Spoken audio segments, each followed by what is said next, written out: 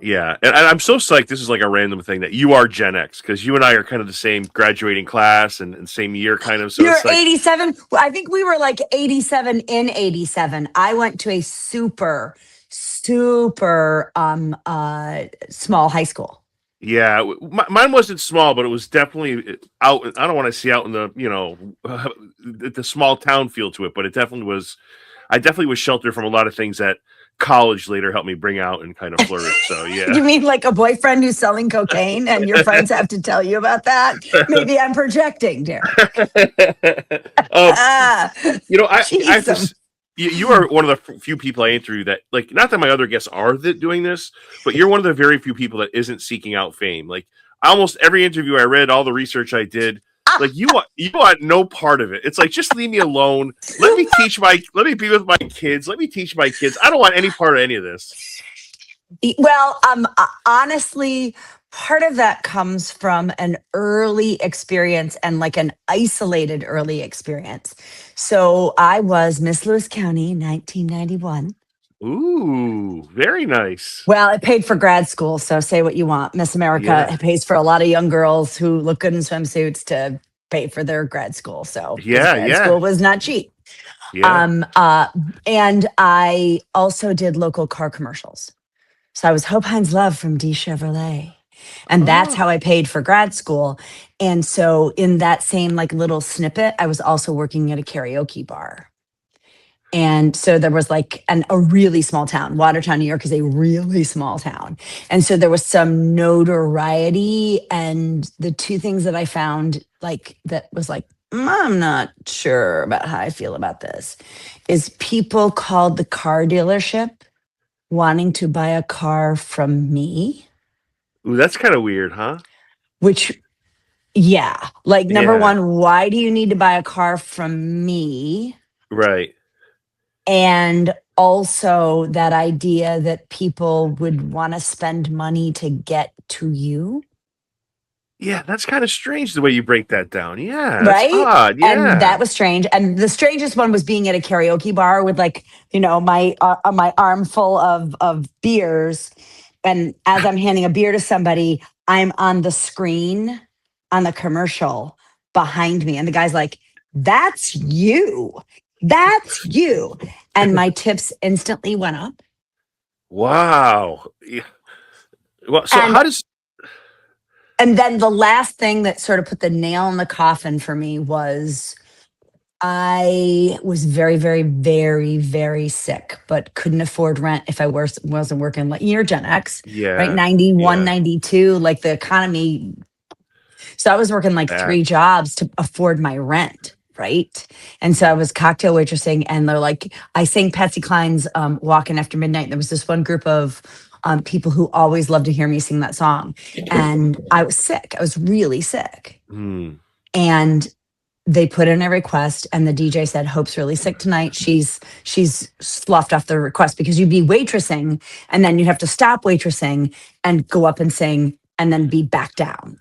right, Right. right, right, And right, right. so they cheered until I got on stage, like aggressively cheered after I twice said, like, I'm really not feeling great tonight, folks.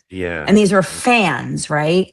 yeah, And they were obnoxious until I got on stage and sang badly, saying in a way that I was not confident about, and just felt like I felt it was gross. And I was like, oh, these people don't care about me. They care about what they have permission to take from me. right, right. And that like awareness of it, like give me a Brian Dennehy career, which you can't get anymore, right? Like that guy did like worked with brilliant people.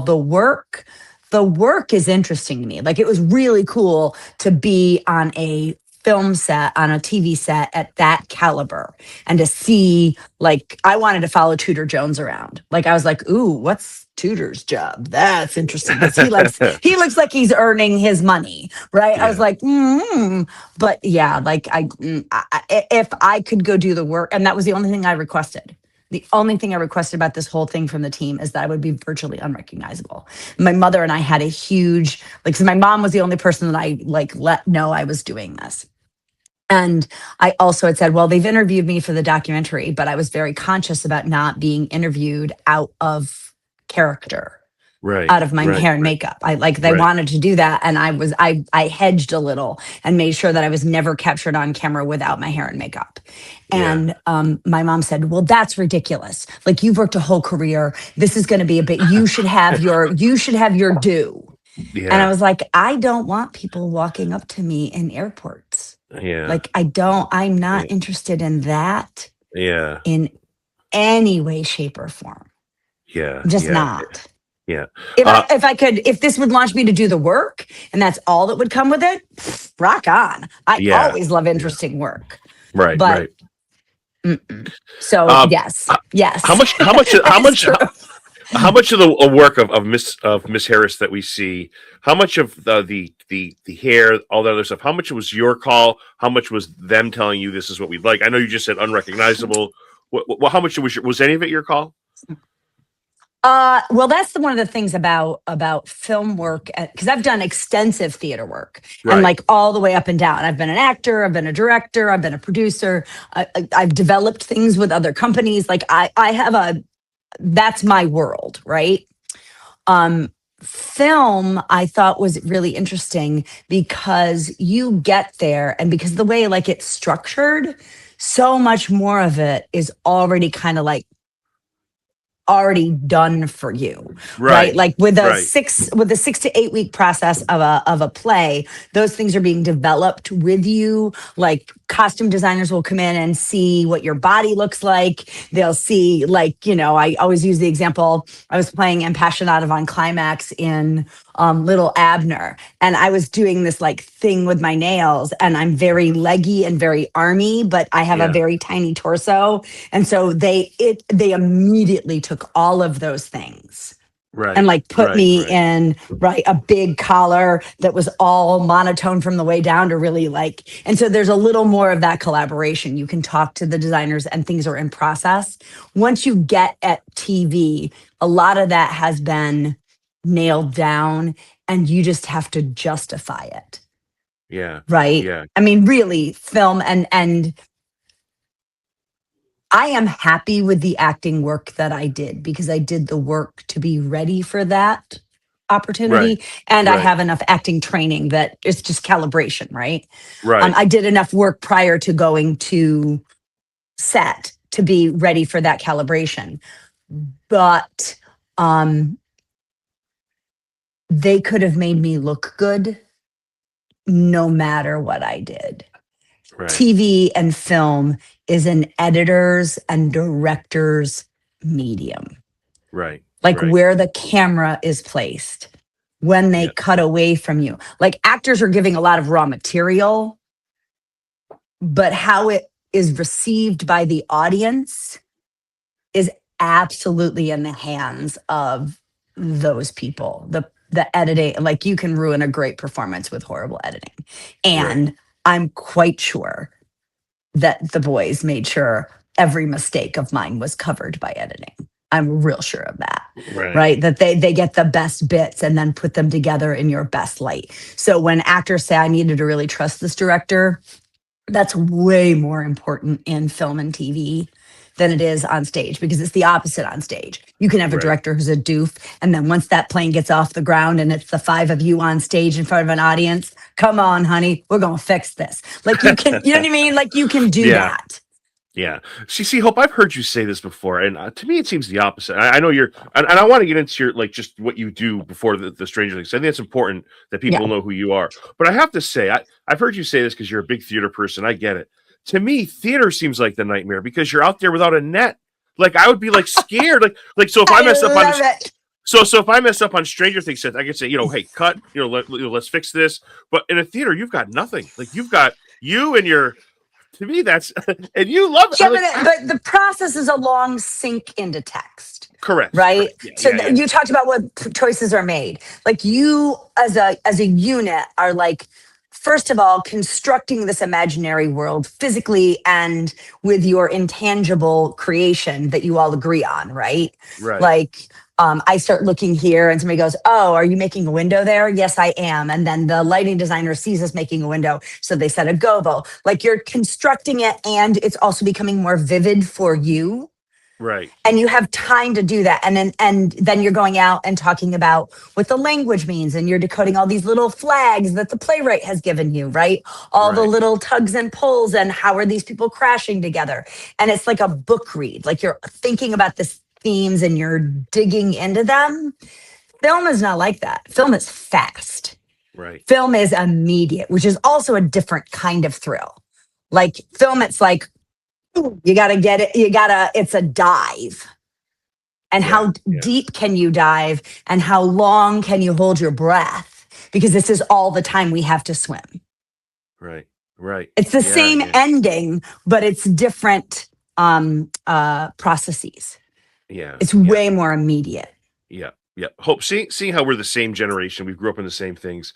When I was in high school, drama was, a certain kid was doing drama. Now from talking to actors, from seeing it, it's drama has now become the cool thing. Drama is like, I feel like I feel like drama now. Yes. It depends. Drama has become a thing that everybody understands. They are eventually going to have to use this skill. And I tell that to my level ones. I was like, listen, and that's been all the way in my teaching wise. I was like, if you want to be a professional actor, I'm going to start you with the habits of mind that I wish somebody had started me. Right. Right. Because a lot of Gen Xers, we got thrown up on stage and then training came afterwards. Yeah. Right. Yeah. And I think that actually was the divide in our generation of actors between British actors and American actors. American actors got cast because they had some natural inclination toward the craft. Right. And then they learned backwards and had to break habits. And that's why we have programs like, I got to break this down on you. Right. Yeah, because we got thrown up. And then sometimes what works with an audience is not always what produces truth. Right. And especially an immature audience, right? Like what you can ham up in a high school stage isn't going to last you for more than how beautiful you are in your 20s. Right. Like some of that film work is like, you are gorgeous. So we'll let you get away with fixing this stuff in the editing room. Right. Right. Plainly. Right. But then those people don't last. The people who last are the people who then go get training to learn how to do truth. English actors, there's such a strong network of amateur training and early amateur training before our imaginative inside instrument gets calcified by being socialized as a teenager, right? And so I think you saw that in the difference between the English and the American actors of our generation. Right. Right? Yeah. That they had a head start on us in craft because they had a secure network of amateur training programs, not just being thrown on stage. Right. In conjunction, right. So yeah, I think that it is that now people are realizing that if you want to get your message out, some of this is going to happen. All of us are going to be on a Zoom meeting. I think that kids are way more interested in learning the craft of being seen and being in control of your instrument to tell the story you want to tell, being in control of literally your visual narrative. Right. Because we are becoming a visual world. Yeah. Yep. Right. Like you talk about Michael Deaver. Right. Michael Deaver changed, pivoted, and that Ronald Reagan as an actor was able to have a successful political career with the right producers behind him. Right. That game started then, and now we have two generations that they don't even think that that's a game. They think that that's the landscape, and they know it doesn't matter, right? Like I think about Paul Tsongas. Paul Tsongas didn't look good on camera because the man survived cancer. Yeah.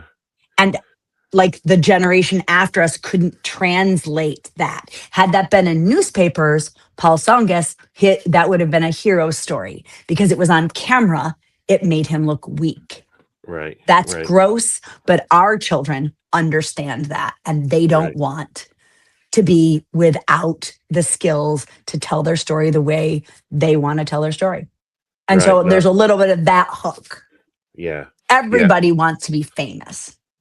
And so That's people true. want the skills that they think will make them easily and quickly famous, or that they'll be able to guard their image once they are. Yeah. What number year is this for you, Hope, as a teacher? 30. Yeah, I'm in It's year my 20. 30th year. I'm in year 29. What have you found that's changed the most in 30 years, Hope? In Honey, your what career? hasn't? Yeah, yeah, everything. Yeah, Oh yeah. my gosh. So, Derek, what do you teach?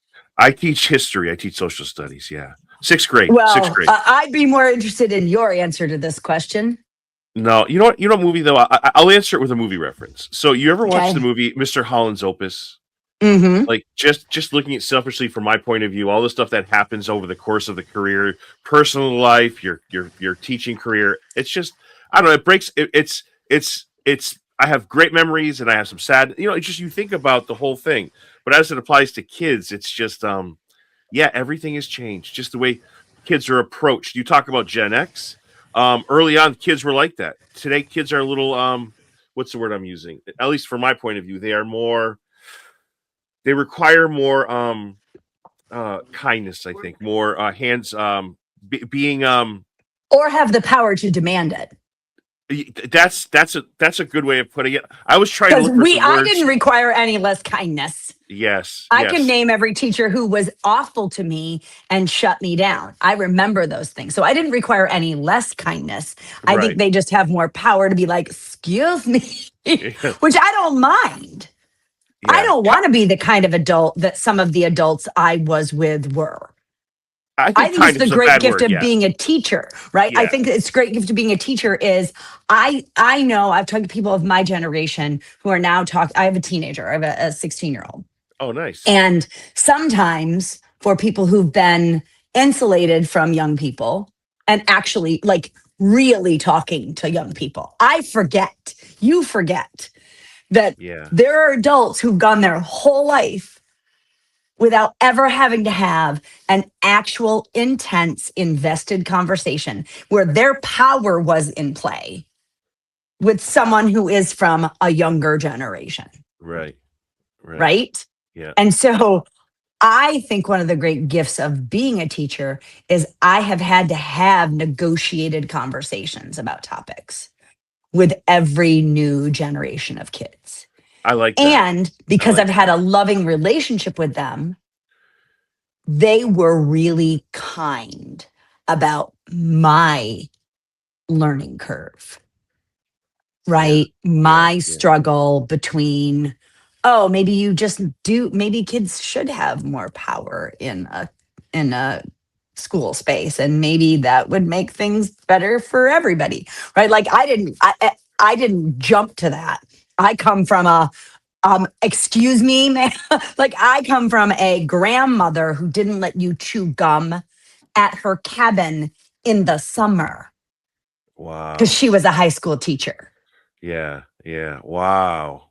Yeah, right? I yeah, come from a, I'm sorry, ma'am, excuse me yeah, generation. And so yeah, that's in my head for sure as a yeah, young teacher, right? Like I'm my trans kids, absolutely my trans kids. I have the first, and they will know who they are when they see this interview. yeah, The first two students I had who transitioned were so patient. I mean, I think now the mistakes I made, the like over apologizing and making it about me when I messed up their pronouns, right? Like all of right. that. How lovely and gracious and just forgiving they were as Yeah, I like figured out that space. Because the first two or three students, I was not graceful. I'm yeah, graceful now because my first two or three students were like, I love Miss Hynes and I know she's trying. Like, you know what I mean? yeah, Like, I yeah. know that lady's trying, but she old. Right? Like that just really and so it's been nice to be with teachers of the next worldview who were as patient with me as I hope I was with teaching them theater. Yeah, yeah, yeah. That's been the gift. That's an awesome answer. And I messed up. You asked me a great question. I messed it up. I don't think kindness is the right word. I think things are more complicated now. I think things we have to be aware of a lot of what kids are going through. I'm surprised at how many kids have like single parent homes, like just things like that, where school is there. That in some cases, school is the place they're most comfortable. So like Oh I want to yeah. be. So I don't want to say I want to be their parent, but I certainly want to be somebody that makes them feel comfortable for that time that they're with me. I guess that's a Yeah. better answer. Yeah. So And yeah, I I'll love it. tell you, COVID has taught me, and I've started to be explicit about this in a lot of ways, but even this thing of like, look, guys, the learning, you can Google every bit of learning. Yeah, That's it's not true. what this space is Yeah, for. yeah, Like you can get any information. This is about literally teaching you how to be part of a civil society, including things like, oh, I'm a good kid. Why do I need a pass? Because there are 4 children in our school that will hurt each other if they are allowed to be unmonitored, unfettered, walking mm, around like feral cats. yeah, So yep. literally, you can't go out of your way 30 seconds every time you have to pee to make sure that those 4 children don't have a felony before they're 16. Like you can't give that up in a civic society. You can't offer that up without bitching. Excuse me? Yeah, I know. We have kids that like, we have to make sure they're not alone because of stuff they've said in, texts or like it's. I'm telling you, like the job is you're a parent, you're everything. You are Yeah. everything. You are a jack of all trades. But I like that about your class. I bet you your class. I don't want to say safe space, but when it's with you and your kids, I bet you that's where you're most comfortable, Oh, I, and that's I, kind I of how I I feel. will say safe space. We Yeah, absolutely, and I have over my years, I used to think, right, my ego about what I'm doing has absolutely over the years found its proper spacing, yeah. right? Like I went in, um, uh, as a young teacher, I was like, I'm a visiting artist, and teaching isn't really the thing that, right? Like that institute. This is, I was like, but I'm also a company girl. I'm a good Right. little Catholic, right? Like I wanted to be a priest. How cool is that? They asked me at 7 years old, first communion, like, what do you want to be? And I was like, I want to be a priest. And Sister Anne says, no, I think you mean a nun, darling. And I was like, no, the nuns have ugly costumes. And so I've told that as my origin story because one of the reasons I think that I had some early acting exposure, as many people do for performance, was in church because I Yeah. couldn't be an altar boy, right? I'm a Gen Xer. In 74, 75, I couldn't be an altar boy. So Father Charles made me a lector. It was the only way I could serve. I had a And so Father Charles too, Hope. Father Charles was awesome, which is why I'm sure he was shunted off to a parish of 25. Yeah, yeah. Right. I'll I'm tell sure he was like, you got to go. You are not talking to the Bronx, baby. Yeah. it's Yeah. funny that you say that because my Father Charles, like I was an altar boy, and I used to do like funerals, and after the funeral, they would drop us off at school. So like that's something that never happens today. Like, why are you late? Well, I was an altar boy at a funeral. That never happens today at all. Like, And there's something about being at that funeral as a 9-year-old that is important, yes, yes, right? like For yes. sure. Yes. So I remember my priests, and I've said this, I think, on a few other interviews. Like, I feel like priests, when I grew up, were my role models. They were such wonderful people. We had another priest, I forget his name. We were on a roller coaster at what is now Six Flags, and the words that came out of his mouth when we were going, like, but he was like one of us. Like, he was like the way he No, was. I come from a small town where Catholic priests went to basketball games. Yes. I know what can come out of a father's mouth when we miss a 2-point shot that I think he bet on. Yeah. Yes, I am very aware that holy does not mean always prude. Yeah. No, I hear that. So let me ask you this. What are your? I have a few more before I hop into this Yeah, yeah. Stranger Things. What movies have changed your life? I bet you're a phenomenal teacher. I bet with everything I have. But like, where did you get to this point of just loving drama, loving? Are there movies? I know you're a theater person. I get that. But is there something like in a movie that you really loved? Do you have a I core know it's movie? problematic, but I have to tell you, Gone with the Wind. Yeah, that's Like it was great. the first movie. You can't ignore it. like just the grandeur of it, those performances, like for me, I early on consider myself a dancer and like a fashionista. Right. So the Right. costumes and the set, like just the grandeur of that film, it's just Yeah. beautiful.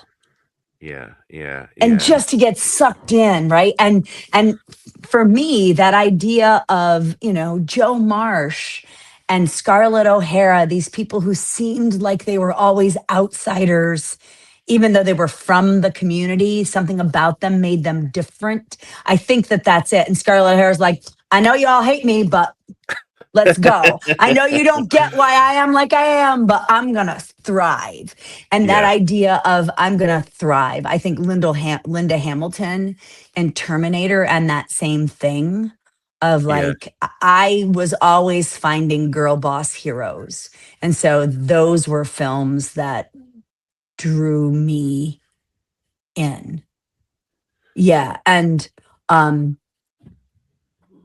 On the Waterfront, Oh, great one. Yeah. Classic. um, uh, Hope, how great is Linda Hamilton? Casablanca. I fell in love with. I had Casablanca. like I fell in love with Humphrey Bogart at 16 Yeah. after the man had been dead for 8 or 9 years.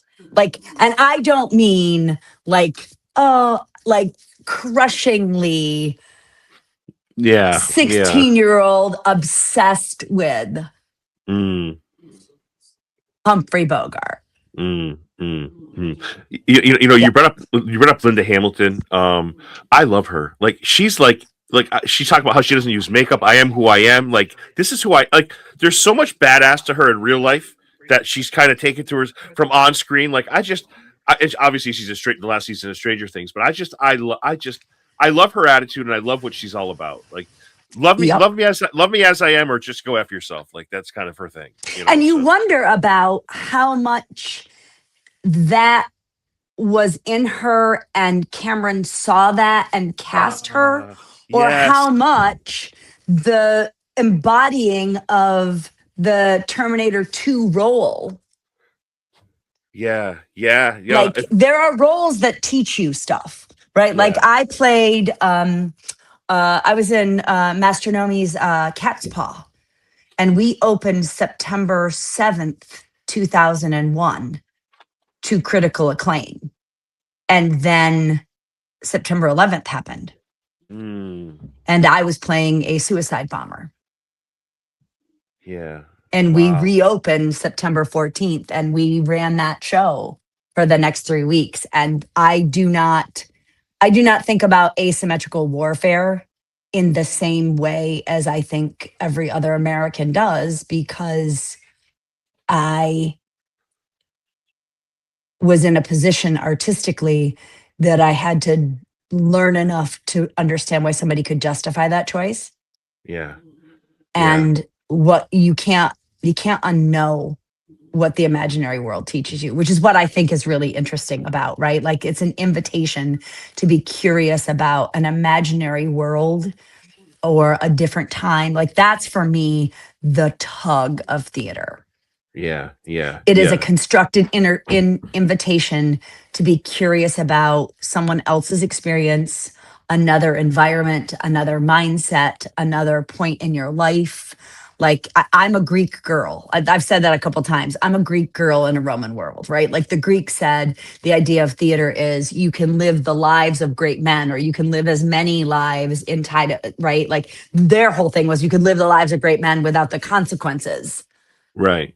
Right. and Right. gain the wisdom that they have without having to have all the punishment that comes with actually living those things if you feel those things, right? And so that's really for me what the Yeah. power of theater as a personal exploit, but also the power of theater inside of education. Is Yeah. it such an engaging way to get people to be curious about a time that they might not go to? I mean, good heavens, doing sweet charity with post-COVID girls. I was Wow. like, Yeah. you don't have a credit card. You can't rent an apartment. These girls have no options. And they're Yeah. like, oh, and what your kids teach you, right? They're like, oh, Oscar's absolutely gay. Yeah. He's closeted. Oscar is listen to everything he says. And I was like, oh yeah. Yeah. Yeah, he is. This isn't about a guy who can't commit. Oscar's gay. Yeah. Right? Yeah. Yeah. Duh. Yeah. And because I had come from a like not, the movie, seeing the movie and a Gen X attitude, like those kids are like, duh. And I Yeah. was like, oh yeah. Right. That's another Right. one of those like, yes, true. So Yeah. I wonder sometimes that we think, oh, kids are different or oh, we see these things. I think there was just this, if you are different, you don't say it.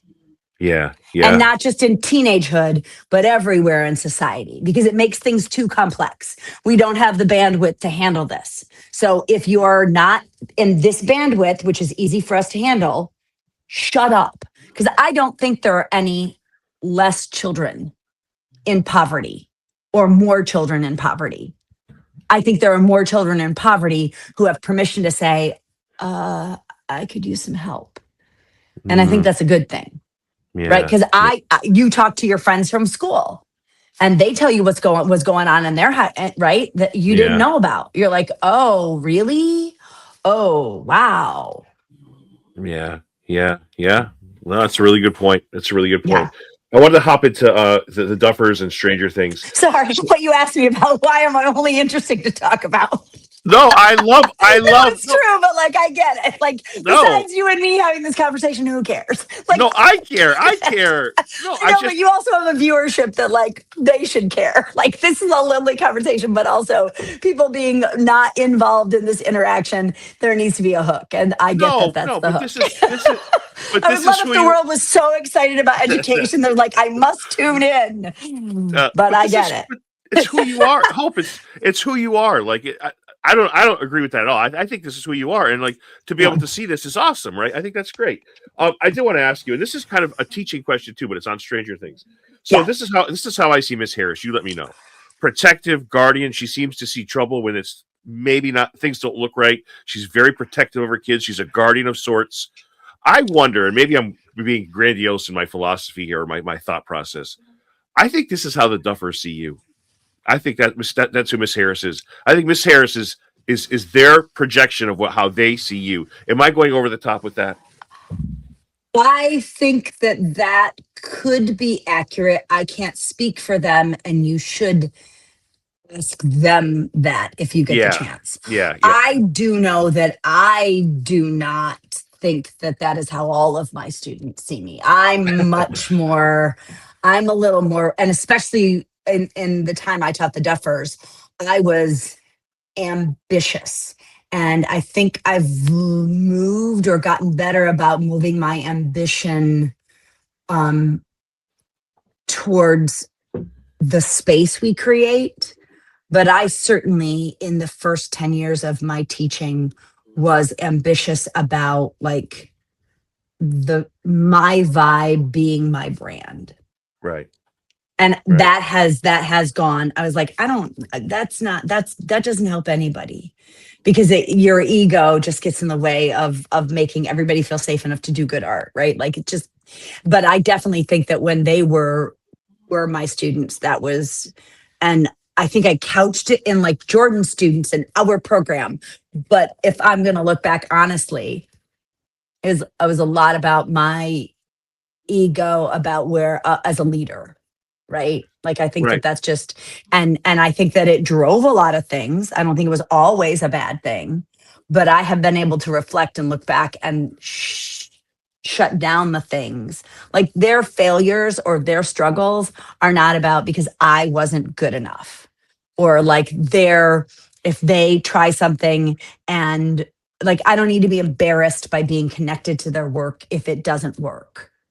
My job is to be there as a supporter and be like, okay. Does that make sense? Like there is something about teaching that there's no respect for it. It is the one thing, the nice bonus about the fame of them and how they have used it in regards to me. They dropped my name once in an interview And since then, I have not had a parent say, is it really worth my kid's time for them to be in the chorus of your musical? Stopped Oh my instantly, like god. instantly. Yeah. Yeah. And I've had lots of like, oh, are you going to leave us? And it has literally given me the receipts to say, no, I Yeah. am doing art in a high school because that's where I prefer to make art is with teenage actors. Sincerely. This isn't like a settling thing. Right. And so those two things have been great. Yeah. I love that answer, Hope, by the way. I love that. Let me ask you this on that, because the Duffers always talked about how they needed that reassurance, that self-esteem boost, which I think a good teacher will provide. That's why I use those words like protective and guarding, because I hear Well, what you're but saying. I found, here's what's really funny is that character is based on my elementary school teachers who made me feel that way. Oh, I It's an didn't know that. amalgamation of Dora Jean Thomas, who is both my kindergarten and my third grade teacher, who went to bat to me when I got in trouble with the substitute in kindergarten. She thought I was being funny. I had to stay in for recess because they asked us what we wanted to be. And I said, president. And everybody in class laughed, and the sub thought I was being a class clown. And Mrs. Thomas came back the next day and ripped that substitute a new one and was like, you, and then she was my third grade teacher. And she was just, I remember her like lecturing to us and putting papers on her head as she went down the locker with her heels and like did this, like just keeping herself entertained. And then Dory Bolivar, who was our, I think, fifth or sixth grade teacher. Yeah. And she treated us like scholars. Like Yeah. scholars. Right, like I literally chose a longer vocabulary word, like when, is it birdie? I think it's maybe, but she crosses in front of me and was like, oh, you're going to do the atmosphere next, or remember about, right, weather patterns. I literally said something complex in honor of Dory Bolivar Oh, that's so awesome. because that's how she treated us in fifth grade. Like you're gonna understand these concepts. So that's who is related to. For me, my teachers who made me feel that way.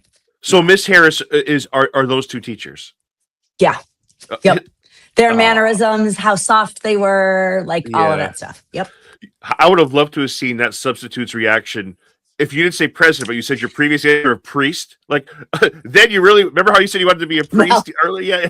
Wait till that substitute here. I come from Mennonite Catholic territory, so depending on, but like that was our hometown split. It wasn't Republicans and Democrats. It was the Mennonites and the Catholics. That is such an awesome answer. Hope you got me thinking about something. Like I think I have undiagnosed ADD, so I'm all over the place. But I have to say this. Don't we all? Yeah. I have to say this. You got me thinking. Like, do you find as like when people talk about teaching, oh, they got the summers off, oh, they get snow days off, oh, they get paid.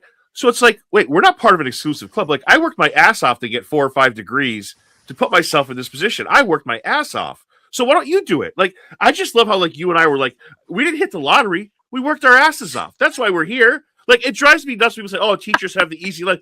I didn't win a goddamn Powerball. Like, I worked my ass off to get here. So it just drives, as you're speaking, I'm like, it drives me nuts when people say that, oh, they're teachers, oh, they have the summers off. Give me a break. Well, it's a continuing art project, right? Like I do think that teaching is an art, including the fact that you have to keep pivoting, right? Like I definitely think since we come back from COVID, you're constantly evaluating. Like the first generation back of COVID, and I never thought I'd say this as a teacher, but if I had walked into my black box and had 2 kids like making out, I would have been like, like my first 10 years as a teacher, I would have been like, lady, young man, you need to get off each other. But like that was what they were afraid of. Right. Right. I would have been like, woo! Like they were so bad at like that stuff that I started to implement a game Fridays. They started to play board games as teams on Fridays because I was like, they missed all this like seventh, eighth, ninth grade stuff. And our generation now, they can turn in a field trip for them to save their life. The fourth, fifth, sixth graders that, right? Oh, Oh yeah. my God. Yeah. And to recognize it and not be like, but go, oh, and I know why. So what am I going to do to help them get the skills? And if that's true, what are the things I can extrapolate from that? Because really our whole job is for me to be able to drop dead and them be able to continue. Right? Like that, because that's literally what's going to happen someday. Right. We're all going to be gone and the world is yours. Like how fast can you be independent of me?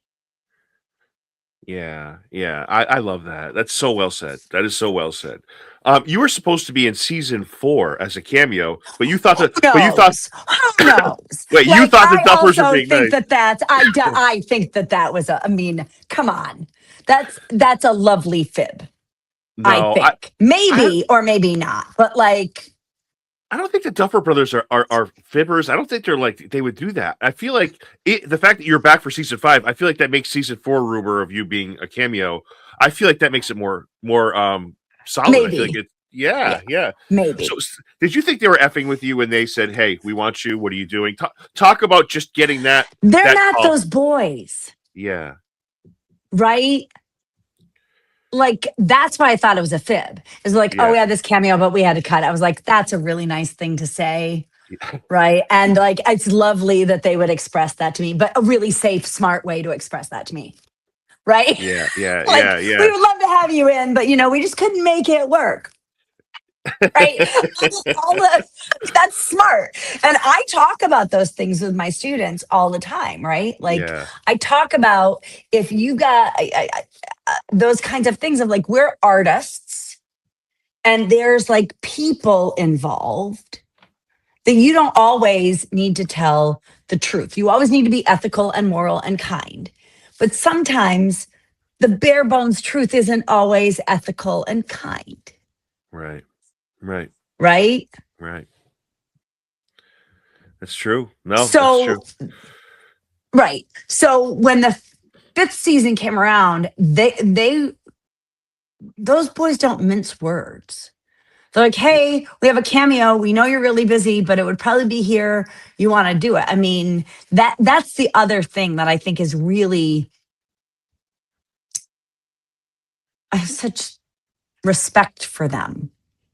That they have never talked to me like I'm their former teacher.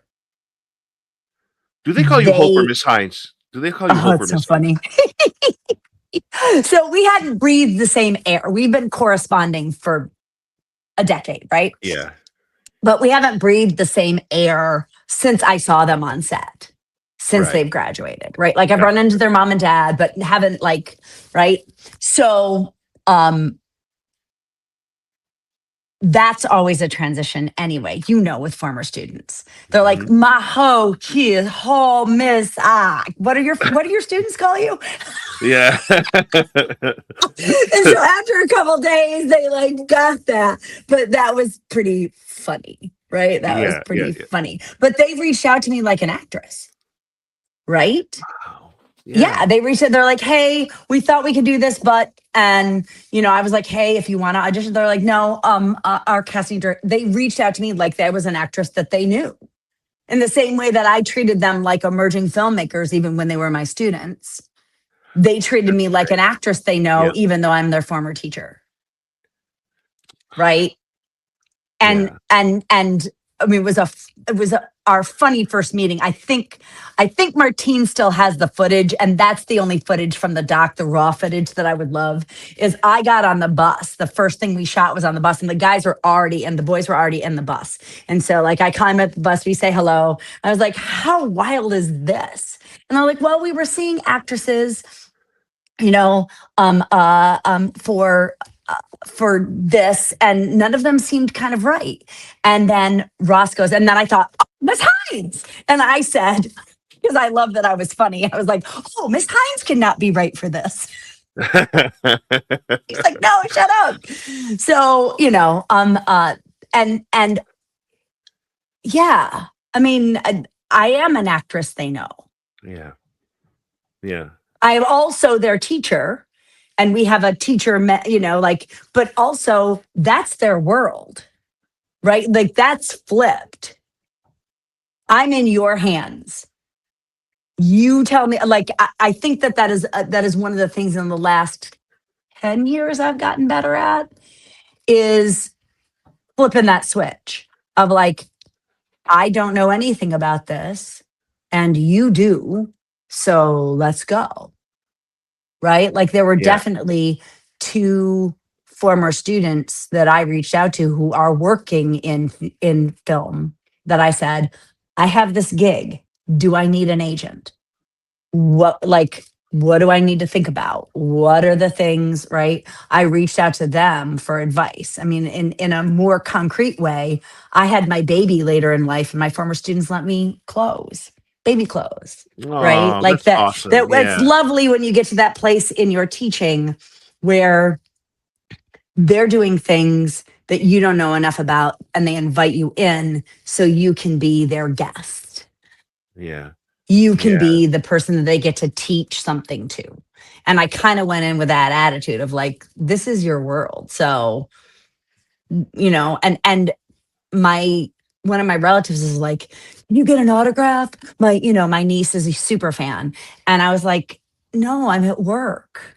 Yeah. No, that's weird. Yeah, that'd be really right? weird. Like, so that Yeah. idea of like, and I think that some of that comes from our program of like, yes, we're a high school, but we are also emerging artists. Right. I used to say, I don't work with high school. I don't do high school theater. I work with artists who happen to be of high school age. And the state gives us a free space to do that. I like that. Right. Yeah, I like that. And so the boys just kept that attitude. Like Hope's our former teacher, but she's also an actress we know. Yeah. Yeah. So for years you've given them feedback, right? You've given these guys feedback. So did they give you feedback? No. I mean, did they give you, yeah, but no. Did they give you feedback at all from Miss Harris? No. Did they say, "Hey, we love," or "Hey, this is amazing"? Like, what did they tell? Because you've been teaching them for years, right? So now the roles have reversed a bit, right? A little bit. Yeah, I mean, they did what every director does, right? Like we got it. Gotcha. We got it or we don't got it, right? Yeah. And on a set, those are your first ADs, right? Like that's the first ADs, and both of the first ADs that were on that set we got to work with were fantastic. I mean, everybody they hired was great. I'd walk through. I am not really interested in doing. I mean, I'm interested in finishing my career strong. Talk to me in 3 years. I might be interested in way more like in-depth camera work, right? Right. Just as I'm aging into 60, where Hollywood loves 60-year-old women, right? It's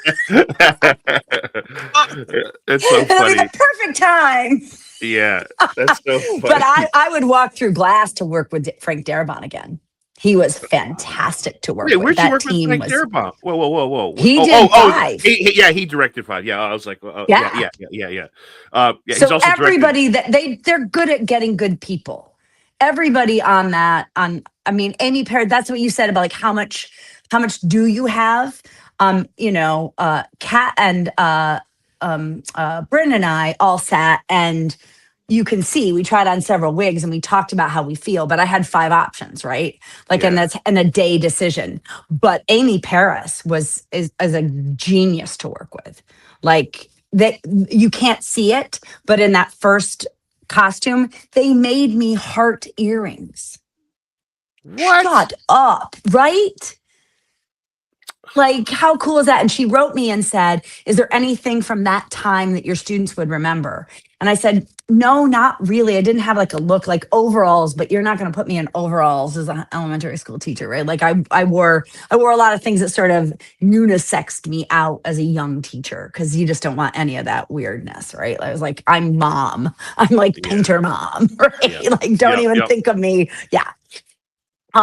But I used to say about auditions that one of the tactics that you can have at an audition is to have some sort of either reward or secret. And I know I always use myself as an example, so I'm not talking about what other people do, right? And Right. or former students what they do. I said mine is I put a little temporary butterfly tattoo, usually on the butt, right before I go into an audition. So I'm like, I know something you don't know, just so you have that little sense of like yourself as your own entity that's going to leave the space when you're done with this, because it's such a weird Yeah. thing of like, I'm the product, buy me. Like it's a little, right? Especially if you're young and you don't have any idea of Yeah. like who you are besides, right? You're looking for validation. So, and it's cheeky, like literally cheeky, but also teenagers tend to remember things that are a little like maybe not what you're supposed to be talking about, right? So that idea of like, well, do something that makes you feel like you might have the upper hand. And I told Yeah. Amy that. And if you look at my bunker costume, that sweatshirt is all butterflies. Really? Yep. Amy Did you take Paris is a genius. Did you take any of that stuff home? Were you allowed to take any of that stuff home as remembrance? The earrings? No, but Oh, I come did. on. I'm a knitter. I made this. I'm a knitter, so I thought about. I did take pictures. I did. I did take pictures of my teacher sweater, and I was originally just going to remake it and wear it the day afterwards for my kids, right? To wear that sweater to school. Yeah. And because I had a year and a half to do it, I'd never patterned anything. So I was like, oh, let's play around with this. And I ended up doing I have a modern vest version that's intarsia of that sweater. I Yeah. remade a version of that sweater for me. There's a picture of you knitting, I think, off camera, like you were just And had some the doubt. only community that is crazier than the Stranger Things community is the knitting community. Every single time that thing is posted, some knitter goes, that's the pressed flowers pattern. I'm like, that is so strange. And I made it for my best friend who lives in Australia. And I only took one picture on set ever. Cara Buono took the picture of me with the boys. Oh, Because we that's were very told, sweet. like, you can't have, right? And Kara's like, you're getting a picture with those boys. And I was like, okay. She's like, give me your phone. I was like, Oh, that's they're very not going to fire you. So, like, okay, Netflix is not going to come for you. I am not breaking any of the rules. So, Kara took that picture of me with the boys. And then I had a mom in the green room. That was the green room of the school that we shot in. I had her take it. And you'll notice it's very nondescript. I was like, take it because I wanted Monica to see that I knit her sweater on the set of Stranger Things because that was her uh, birthday present. So I was like, I wanted evidence that I was knitting it when I was there. that is You got to very, be very there with me. cool. So yeah. But Hope, yeah, the thanks for all knitting this. community is like, yeah, Yeah. Thanks for all this time. I have a few more questions. Is that okay? yeah, Oh, yeah. thank you. I'll shut So up. no, you've been great. This has been one of my favorite interviews. How was it like working with Frank? Because I asked you a question about your life changing movie. Well, mine was Shawshank. I saw it 4 times opening weekend. I got home, Hope. I got home and I wrote Frank. He was at Castle Rock at the time. I wrote him just a letter saying thank you for changing my. Like I was in the theater just bawling, and I said thank you for this. Like Shawshank, the beach scene, everything. Hope he writes this back to me. Hold on. Oh, of course he wrote back. Of course he wrote back. He's that guy. I didn't ask for anything. He writes back, Dear Derek, all I can really do to say thanks for your overwhelming and lovely letter is to send you a copy of the film, and I do hope you'll enjoy it again. So he is just a wonderful. I asked for nothing. Like I was like, hey, could you send me some stuff? Like he's just out of the blue. I got this Christmas card. It said Castle Rock. I'm like, what? And my girlfriend at the time was like, you're not gonna believe who this is from. It's goddamn Frank Darabont.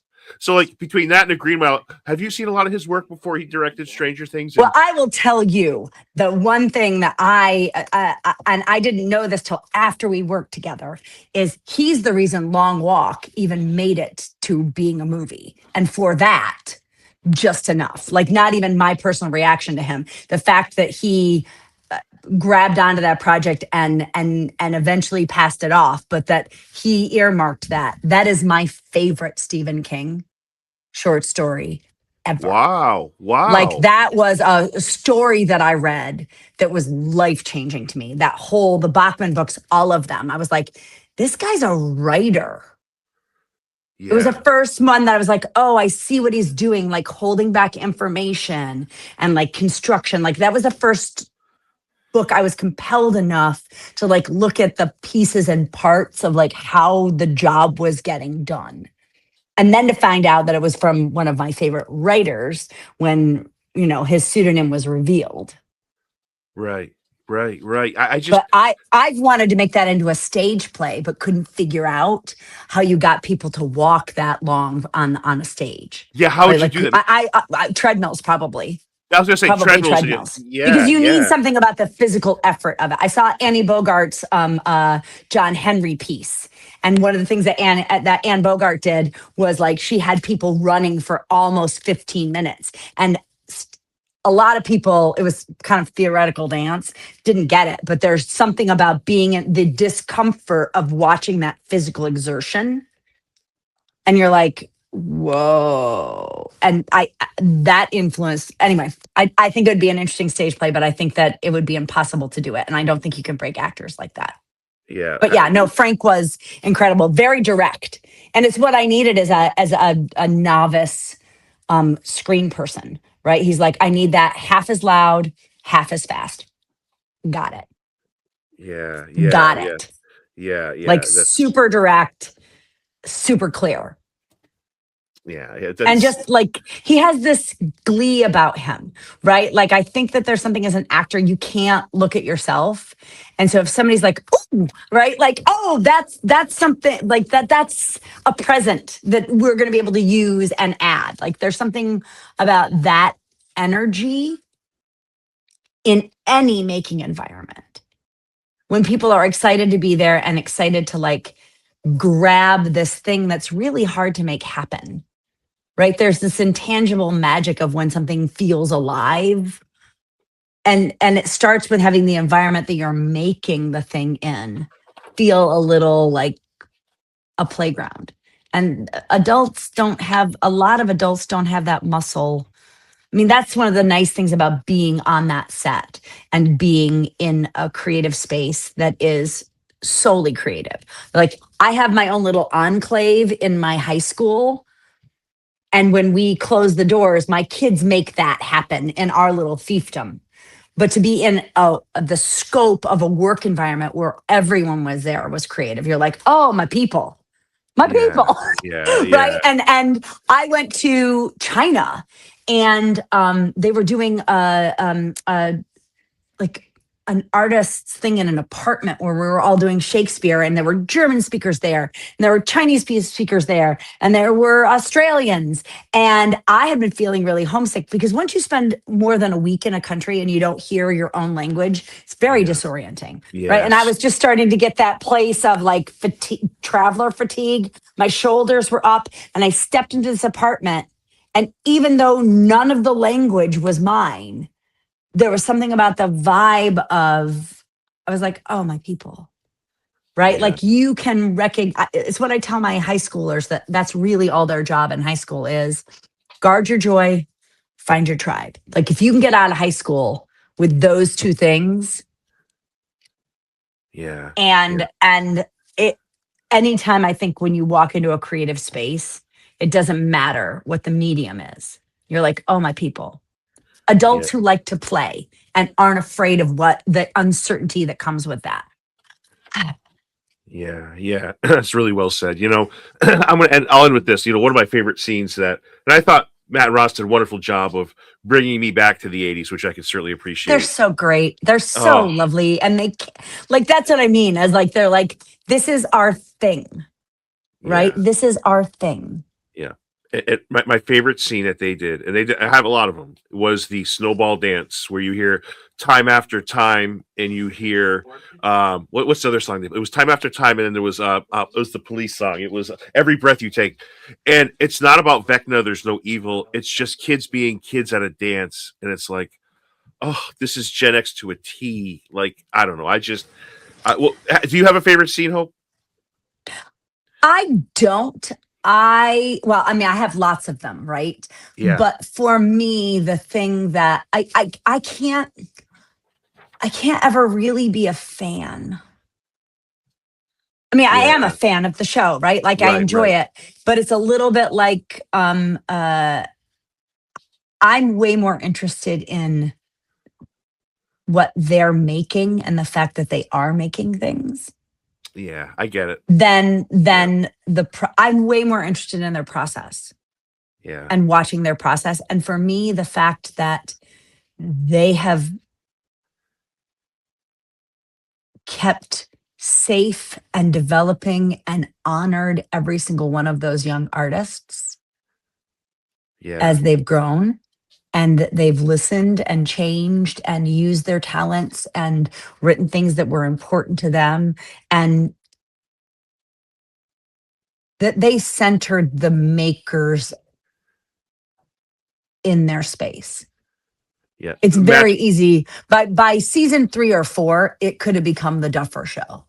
Right. Right. Right. And it was Right. not the Duffer Show. No. They No. are in No. service to that world and the makers who make that world. And that's where they've always remained. But it Yeah. very easily could have been the Duffer Brothers show, and they could have dragged everybody forward with them. And that is not what happened. I That to can't. me is my favorite thing. Yeah, and I can't remember which brother it was, but they put a post with you on it talking about the arts and how much you meant to them. That almost broke my heart too. Like just that post, you know what I'm I talking love about, that right? teachers got a little bit of like, Yeah. teachers all over the world are like, one for us. Yes, that was really awesome. So I'm I'll, happy to be that symbol. yeah, I'll end with this. What was your what did the kids say when you got back after season 5 dropped? What did they say? What did they say to you? I've been waiting to ask you this question for months. Like I want to know what the kids said to you after their teacher was on one of the most popular shows in the history of television. Sophia's going to be so excited that I'm going to use her. It wasn't Okay. even when I got back to school. A student sent me a screenshot of me and said, dude, this is you. It was like, are you think you're informing me? Like, do you think I don't know? And then she's like, what the hell, Miss Hynes? And so, yeah, they were, they're interested and proud. I think it's a little weird that some of the freshmen want selfies with me. I am, I think it's another game to play, right? Yeah. Like, I'm happy to have, I think it's kind of bizarre that people will pay $20 for a cameo with me, but I'm putting it all in the theater department coffers. So I'm happy to have a trickle economy for my kids, right? Like, well, okay. Yeah. I'll make $300 a month for us and so that we can have a guest artist come in. All right. Right. Yeah. I, I, I had somebody walk by me the other day and he went, two things, as he was on his way to school. And I went, sophomore boy. And he goes, I was like, is that not what we're doing? Are we not just yelling out what we know about each other? Yeah. I Did you said, see your student? I'm Miss Hynes. What's your name? He's like, Ryan. I was like, hi, Ryan.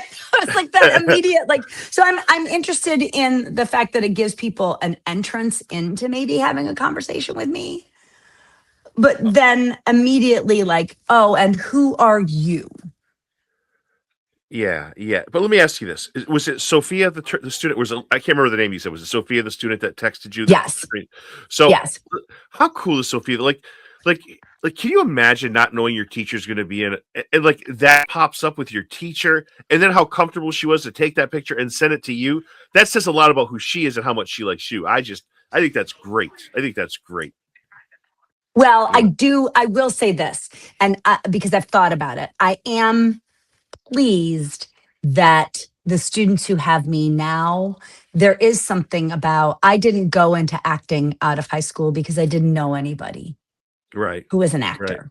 Right. Right. It wasn't until I met actors in college and went to their house and saw that they lived simply, but they weren't starving. Right. There is really something about, which is why you bring back your former students who are doing this. Right. There is Right. really something about you bringing somebody in your class who you taught or that you know that wrote a book.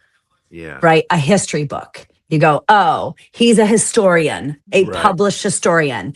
And kids go, I've talked, I know, right? I am happy for that. Like that is the one thing that I'm really excited about, that it gives my students that Yeah. they yeah. go, I know someone. And so that there's something about that brings them one step closer to them imagining that for themselves, if that's their goal. Yeah. That I am really excited about bringing back to share, for sure. All right, I will end this wonderful interview with this question. I will say this. I'm going to ask this for your students. Any shot that one of or both of the Duffer brothers will be in your class speaking to your students? Is that something that could be a possibility down the road?